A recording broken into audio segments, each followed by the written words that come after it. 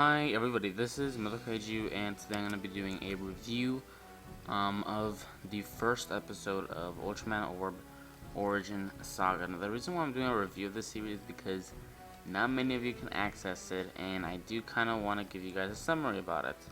I did see this episode via what do you call it? What's a simple way to say? I'll just say the word, through a torrent. I'll probably give you a link in the description below. You need to download it. It is pretty safe. You also need to have some other stuff installed. It's kind of complicated, but I think there's someone on YouTube who uploaded it, so I guess you guys can check it out right there too. But anyhow, let's go over episode number 1. So far, pretty good series. There is some parts that are kind of weird, and some parts that just do not care about whatsoever. But the parts that are monster or whatever, pretty cool. They could be better though, but they are pretty cool. So I guess while I talk, I'll show you guys some pictures or whatever. So anyhow, the episode basically starts off with basically there's like this snowstorm or something, and this is very big treacherous mountain, and we see Guy Kurenai, I think that's his last name, or Ultraman Orb, the host, the human host of Ultraman Orb, climbing this mountain. He does reach it all the way to the top. But then on the other side we see Jugless Juggler, and they basically both look at, I guess, what do you call that? The Orb Caliber?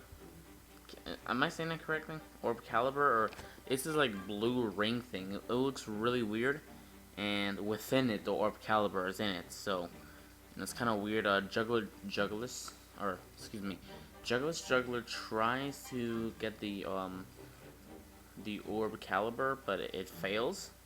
Then Guy tries it and he succeeds, so he is the chosen one. And so both of them then travel through space and via a comet, I guess. And they travel through wormholes or whatever. And then we're here. I'm not quite sure where this is at, but like, I guess an aquatic looking place, because this is like a submarine or something. Whatever. Basically, they're heading to this land filled with these ravenous beasts, as shown right here in this image. And basically, with their tails, I guess they can kind of like mind control or hypnotize, or yeah, I guess hypnotize different creatures. And for some reason they do that on humans. I'm not really sure what's the point of that. They should just do it on monsters, because monsters could do way more destruction.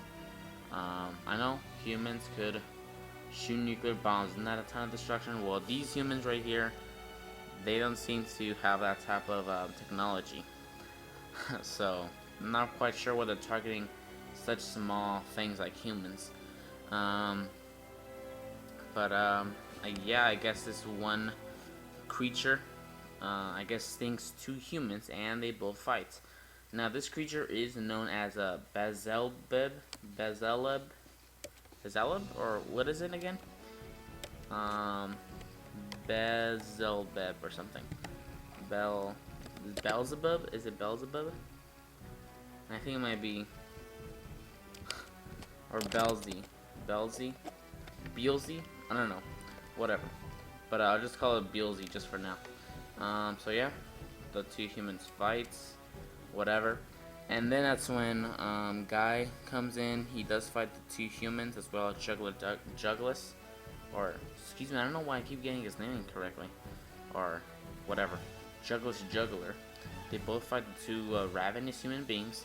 Then that's when the Insectoid comes right back and fights Guy Kurenai, which then turns into Ultraman Orb Origin the First. Now right here we do see Ultraman Orb kind of struggling because it's his first time fighting. So it's kind of cool how we get to see that once again. Right here, the screenshot I took right here is of the Beelzy, whatever, the insectoid creature basically trying to sting Ultraman Orb. He obviously fails. And basically they fight or whatever. Ultraman Orb does shoot his Origin beam, I think that's what it's called.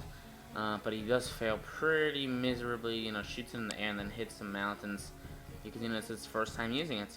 And Jugglers actually gives him advice on how to use the beam or whatever.